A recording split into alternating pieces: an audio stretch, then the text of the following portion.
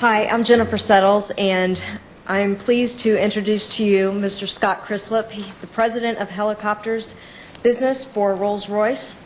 He's done that for 2 years. Prior to that, he led Mission Ready Management Solutions for Defense North America, another portion of Rolls-Royce. Before joining Rolls-Royce, Scott logged 16 years with GE, culminating in his appointment as Military Services Business Leader. As if this wasn't enough, he has 26 years with the Air Force. On a more personal note, he is married, has 2 daughters. He enjoys traveling to Maine, and you may not like this, but he's an Ohio State fan. Yeah. What? So, thanks, Jennifer. Scott?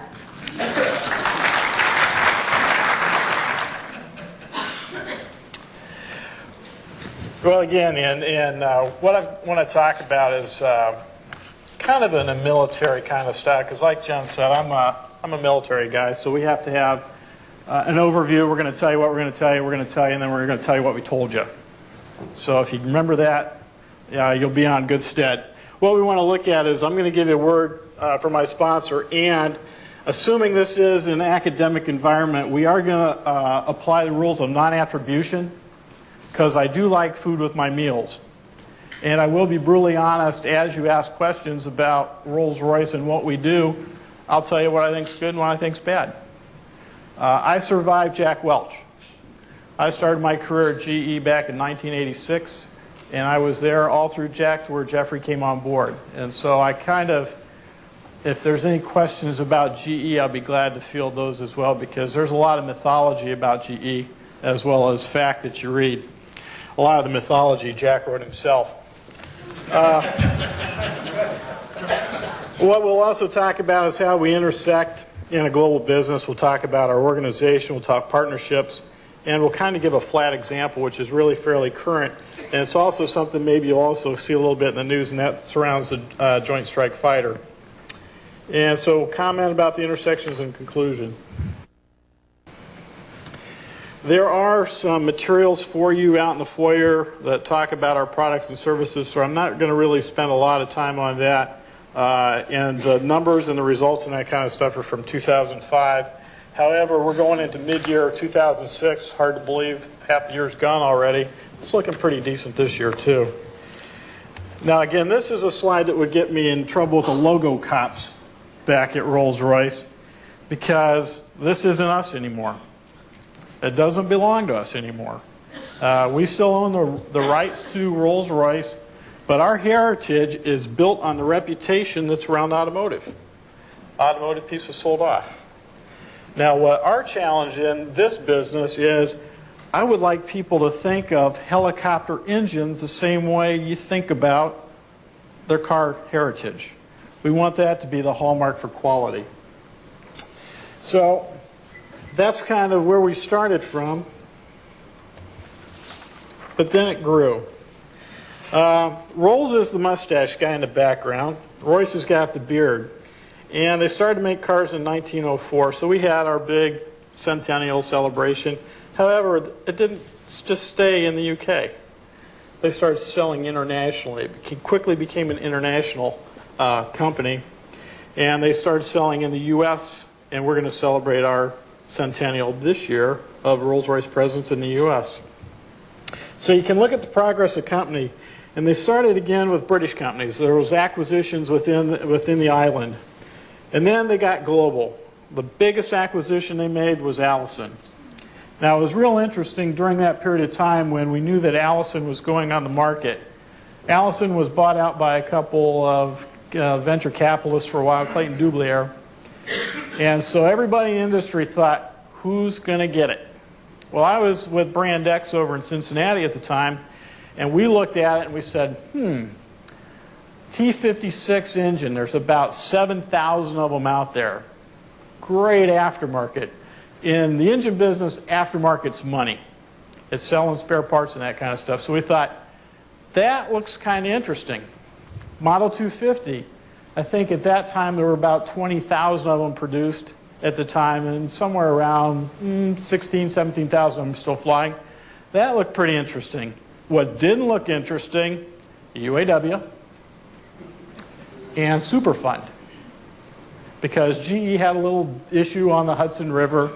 They had little Superfund things that they were dealing with. So they didn't get really excited about going into another represented labor area with potential environmental cleanup. So that's kind of what kicked it out of GE's mind in terms of an acquisition. Well, Rolls-Royce wanted to get into the U.S. because they realized that is the aviation market. Well, they were a little smarter than GE. They got GM to retain the environmental liability for the site. And they figured, again, they've worked unions in the UK. Everybody's unionized in the UK. That they could work with the UAW and make it an effective site. So again, it was a real success story, the acquisition of Allison. They also, at the same time, were going to Brazil. And also, they had a joint venture with BMW in Deutschland. Okay, you got to show numbers. It's not too bad of a company. And if you really put it on balance and compares it to, say, with aircraft engines, which now I think in GE is now GE Aviation, they're having an identity crisis. They keep changing the name of the business. We're pretty comparable in size.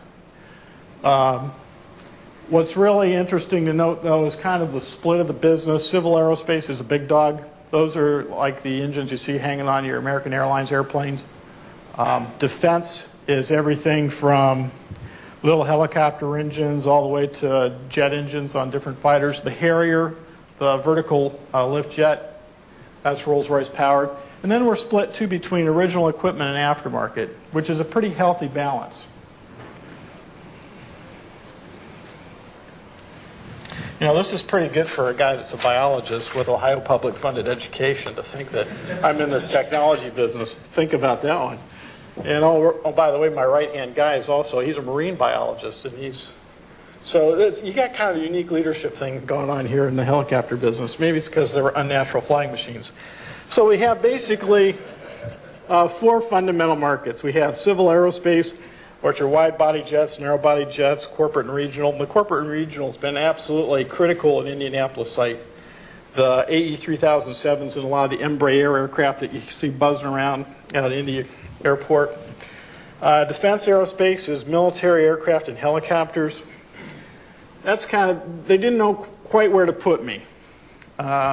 If you look at my business, really 2/3 to almost 3/4 is civil.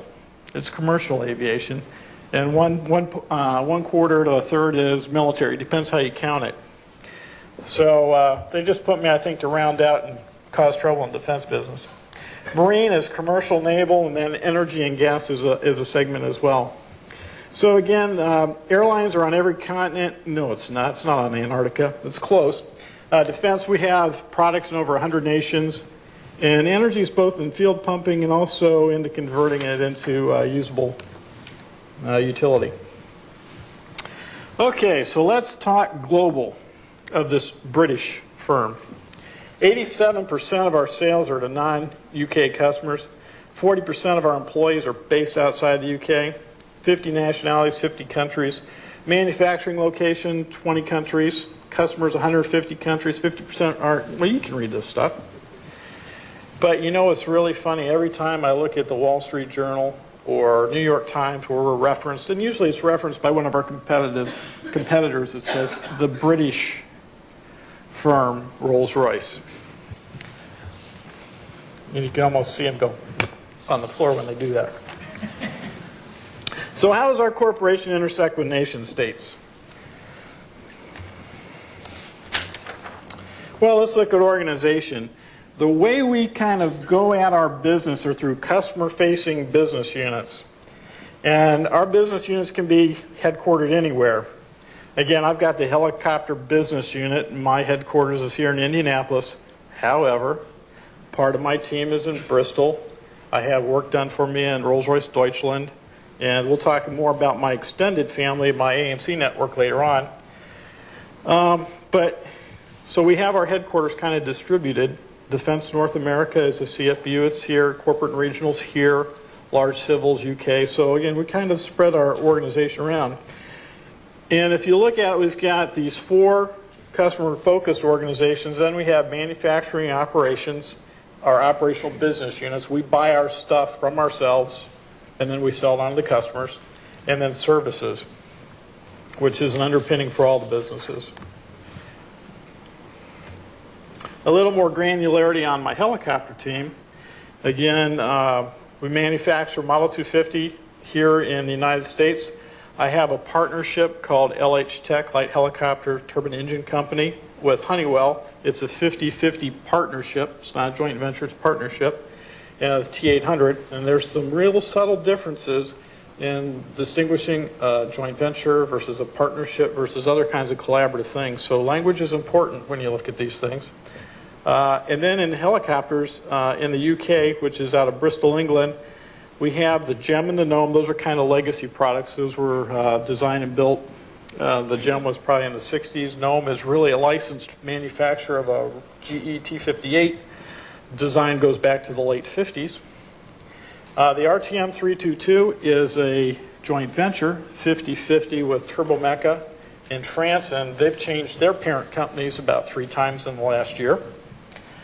And then we have the mother of all collaborations, the MTR 390, which is MTU in Germany, Turbomeca in France, and then Rolls-Royce PLC.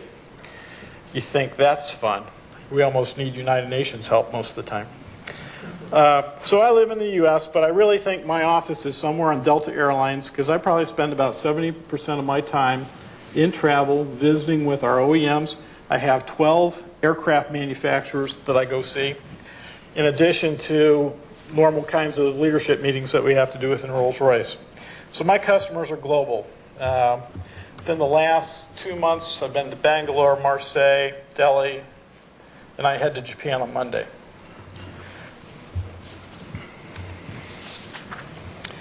I want to kind of dive into one specific product line because, again, it really gives you a good idea of how you can become global through your product lines. And you become global through different applications of your products. The Model 250, again, is a little engine that is multiple configurations. There's probably about 28 different configurations of this little engine, ranging from 420 to 715 shaft horsepower. It's been around a long time. It is in multiple people's airplanes. I don't think there's probably a nation in this world that has not had a Model 250 land in it or operate from it. In humanitarian, police, military, or transport service. They're involved in logging. They're involved in firefighting. It's an amazing little workhorse. And the way you're successful in the engine business is you design once and use multiple times.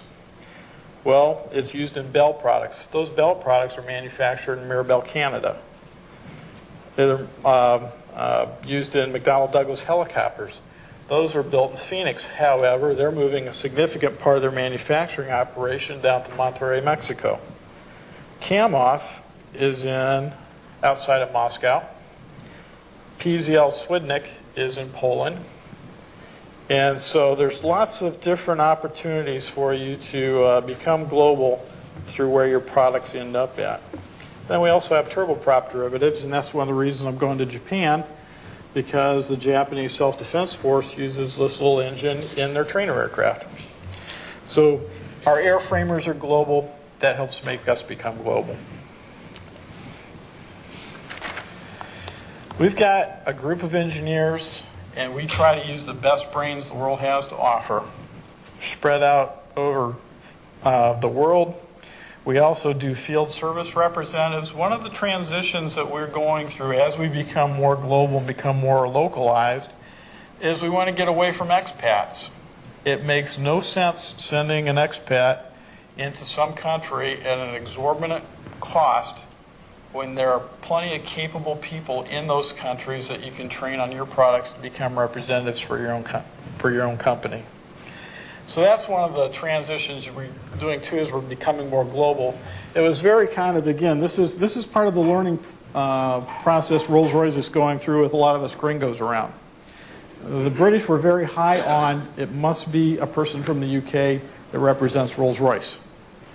And a lot of us say, why? It just costs a lot. I'm not saying that the people from the UK representing Rolls-Royce weren't good. You can get really good people right there where you're at to service that market. So that's one of the things that we're trying to drive towards. And also working closely with the universities is all absolutely critical. You want to have a pipeline of talent for your business. It doesn't matter where that university is located. You want the best and the brightest to support your business. Because you want the best and brightest, you want a field representative that can speak in Russian. You want service engineers that can understand technical issues that are written in English and be able to translate that into Russian for the other mechanics that might be working on that aircraft. This is one of the neat little aircraft that has our engines on. That's kind of configured as a sky crane. I like to talk about airplanes. They're a lot more fun than engines. If you notice that big gaping hole there, you can put different boxes in that gaping hole. That gaping hole can be configured then for passenger service. Probably one of the neatest things that can be done is it can be configured for aeromedical. And one of the really nice things about that aircraft, there's not a tail rotor that will knock your head off. Aircraft are dangerous inherently, and helicopters more so than anything. And there's more on-ground accidents with people walking into nasty parts of helicopters than anything. So this aircraft can land on a highway and you can walk straight up the back with a litter. You don't have to turn it around and reconfigure it. So again, it's a really neat little workhorse. And oh, by the way, you can sling a bucket on it too, fly over a lake, get water up and use it for fire protection. So it's a fun little airplane. Nice little red star on it too. We're also working in India with the Indian Army for an observation aircraft for them. This is a competition. This is, again, where global is really challenging. We play by certain rules and certain regulations in this country when we do business internationally. We are bound by U.S. law, and it says you'll do business in a certain way.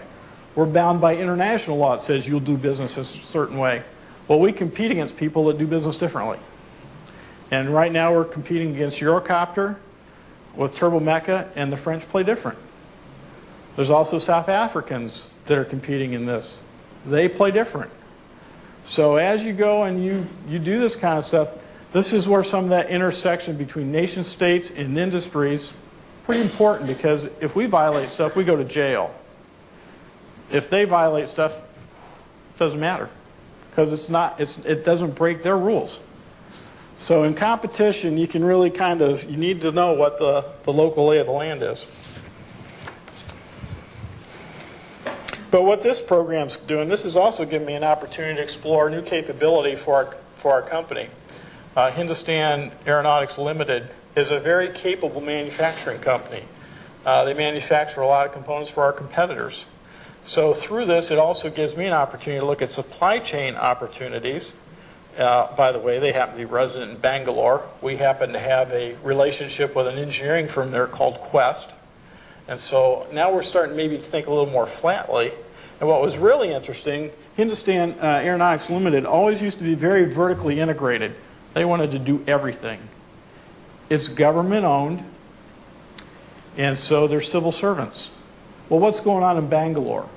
You got all of this international interest and all of these businesses growing up in Bangalore, and they're commercial. Do you think they pay better than the government? Yeah. The biggest problem HAL has right now is this migration of talent exiting theirs and going to all the businesses. So what HAL is looking at is saying, geez, we're going to have to do something about our business model. So they're very interested in looking at doing joint ventures with outside firms, because realizing when you're in a joint venture, now you're part of a different company. Even though they're still kind of civil servant employees, as part of the separate company, they can be paid differently. And your ability to retain them might be better. So there's going to be a lot of new emerging things as they deal with the world, and it'll impact my world. So it's going to be an interesting phenomenon to watch, because again, a lot of these traditionally very vertically integrated companies are going to find out they have to do partnerships and stuff that they've never thought of doing before in their life.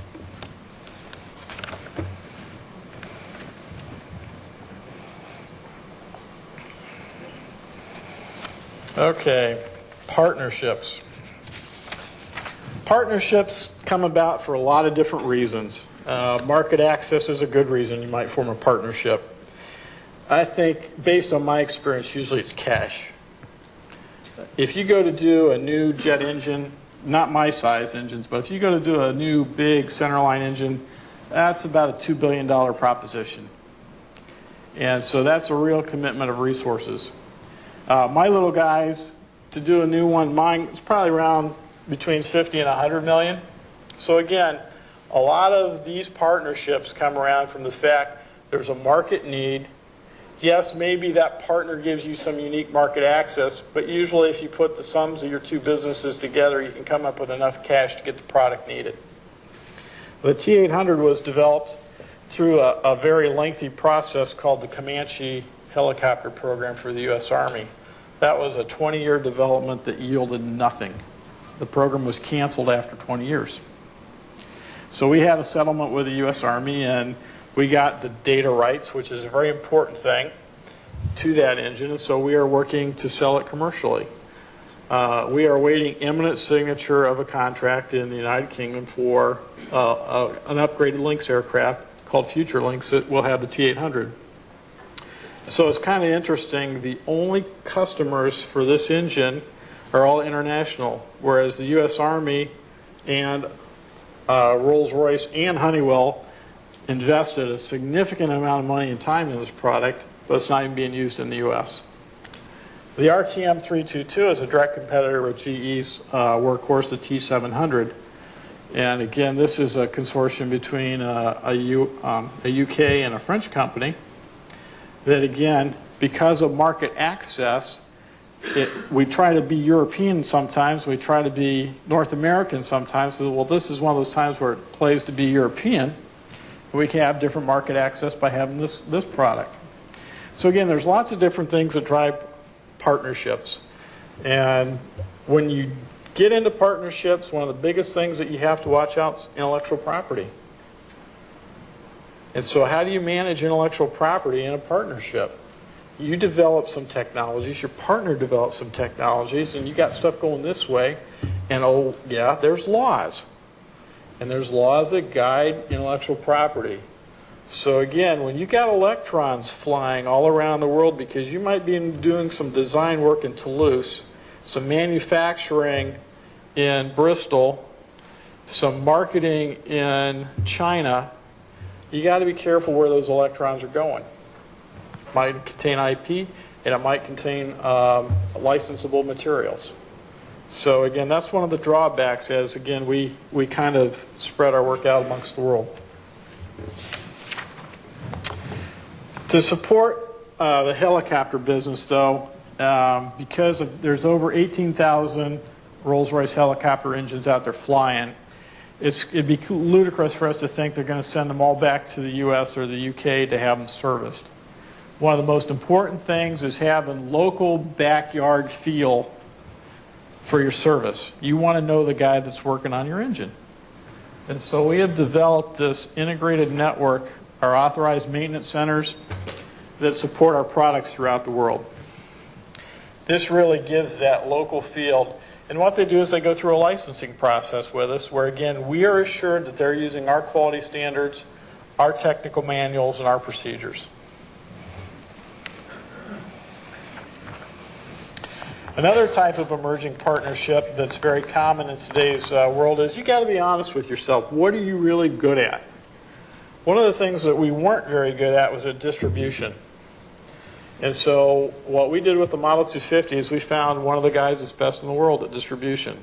They also have really good logistics capability, and that's Aviol. And so again, working with a third-party logistics supplier, in our case Aviol, and oh, by the way, they were just purchased by Boeing. So we had to say, okay, what does this mean to us? Boeing was very interested because of the sale of the 787 Dreamliner. They see, again, their need for their logistics systems just gotten more complicated. So again, they went best in class and said, okay, we'll go buy these guys. So all the service companies on the prior page, those authorized maintenance centers, we don't have to worry about supplying them material. We sell to Aviol. Aviol sells to the network. And so it simplified our life. It enabled us to plan better in our factories and facilities because we get a demand signal from our distributor. What also does, though, what's a nice thing for Aviol, they just don't distribute engine stuff. They do other aircraft components. And so by having a relationship with us on our engines, that gets them introduced to all those different airplane companies and enables them to go provide distribution for those other airplane companies as well as us engine guys. So it is really kind of a nice partnership that we have. And I think Aviol is probably the closest to the flat business model I can think of because, again, with their call center, with their web enablement, it doesn't matter where you're at in the planet, you can contact Aviol electronically, place an electronic order, have it filled, have it sent to you, and away you go. And oh, by the way, they could take it out of your bank account, the money too that you owe them through electronic commerce.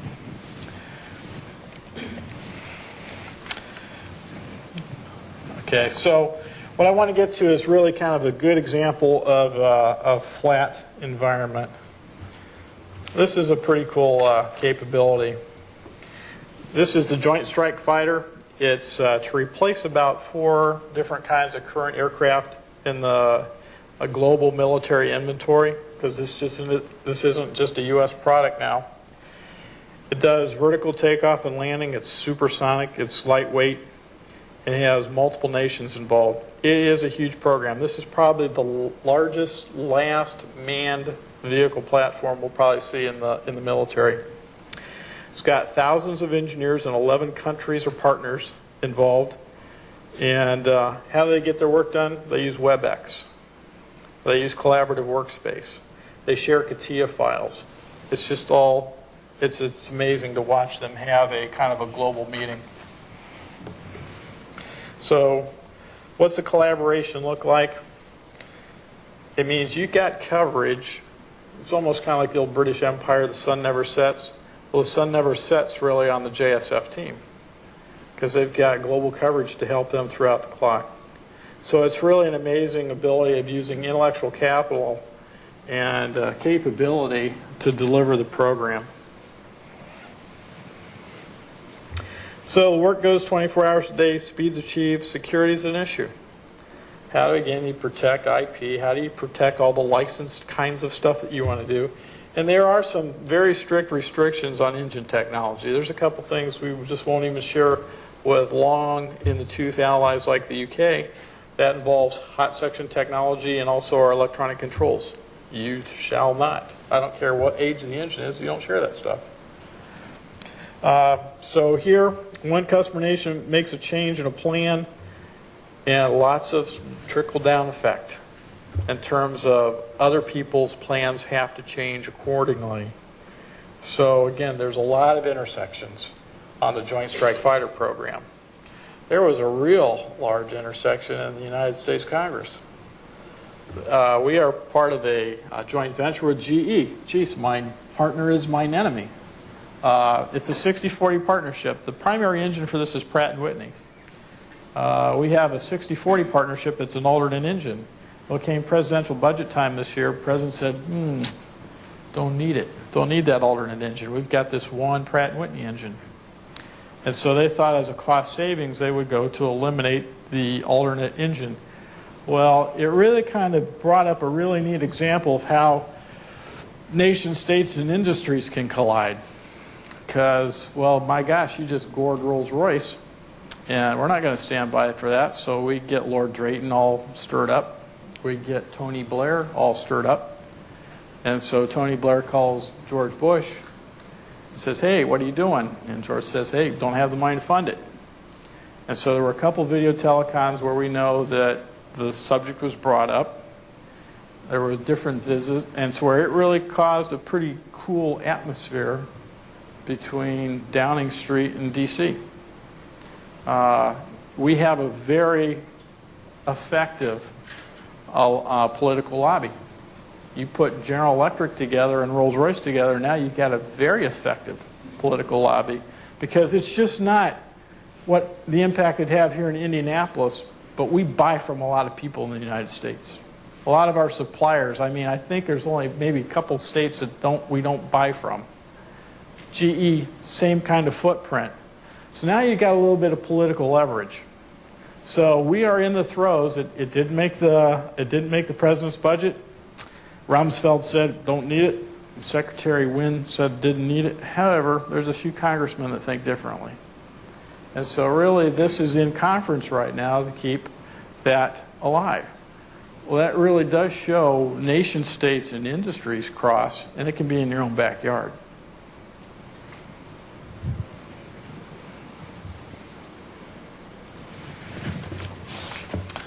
So comments on intersections. Well, let's kind of look. You guys could probably give me a real primer on flat. Again, fast, open, flexible. What do we guys in corporations? We're risk adverse. We like to make money. We like secure data because that's our future. That's our intellectual property. If I know something you don't, I can use that to compete against you. Procedures, processes, capital limited, approach with caution. You know, these are kinds of things that we look at. Now you look at nation states, sovereignty is awful important. And oh, by the way, a lot of times they want us to invest to help them in their sovereignty. Like if we go in to do a program in a country, they'll demand offsets. And a lot of those offsets are, we want to build majority of the parts of whatever you're selling me, because we want to develop our own national capability to be an aerospace power. And one of the interesting examples you can see is kind of Korea. Korea has traditionally bought U.S. products. They have gone now and partnered with Lockheed, and they're building a joint trainer. They've bought F-16s and then licensed manufactured them. They bought F-15s and licensed manufactured them. Their next fighter they plan to build is going to be Korean built. So, you know, sovereignty and industry sometimes can work hand in glove, and sometimes we realize we might be enabling our next generation competitor. And so you have to think about that too. And again, they go for top secret because, again, that protects their sovereignty versus this open world, and they're bureaucratic, they're not flexible, evolutionary versus revolutionary, and can it be taxed? Can they make money from it? So you got all these different dynamics going on in the marketplace.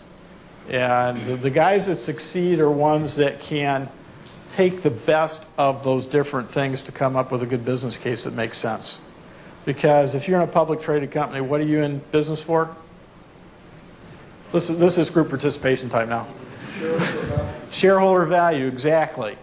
If you're not driving your stock price by your behaviors, you're not going to be in a leadership position.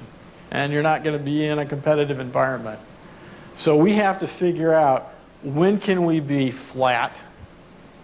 When do we have to recognize some of the restrictions of our customers if it happens to be a foreign military, or it happens to be a national airline for a country, or it happens to be a pet industry in a country?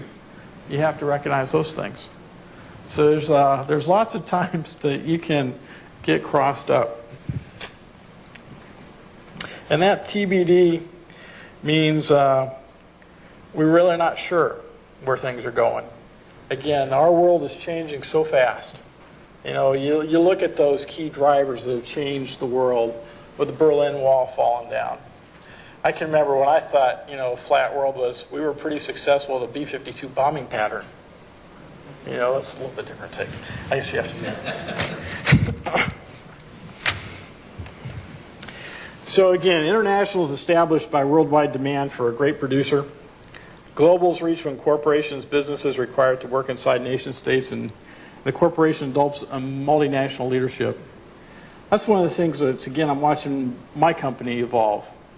You know, it used to be Lord this, Lord that, and Sir this and Sir that. Well, we're starting to see more international participation on our board. It's going to be real important. You know, I'm really looking forward to the day where we have Chinese on the Rolls-Royce board, when we have Indians on the North American board, when again we look more like our customer base, because that's going to be very important for us to succeed. For Rolls-Royce to succeed, we can't be UK-centric. We can't be US-centric. We got to be able to take the capabilities that we have and leverage them in whatever marketplace we're at. And the way you do that's globally. And so flat, it's a new national wired world, work nearly anywhere unless you're in Maine in your cabin and you don't get those electrons. It's a wonderful thing. And so the world is really entering its new age and not really sure where it's headed. So that's all I really kind of want to talk about is just my own personal experience in dealing in a really fascinating global environment where your customers, you have to be culturally sensitive. You have to understand their business dynamics. You have to understand what their national objectives are that are driving their business dynamics. You have to understand how to create value for them. And then you have to return share value to your own company. So it's, again, I want to thank you for the opportunity to talk to you, and I'll be glad to field any questions you might have.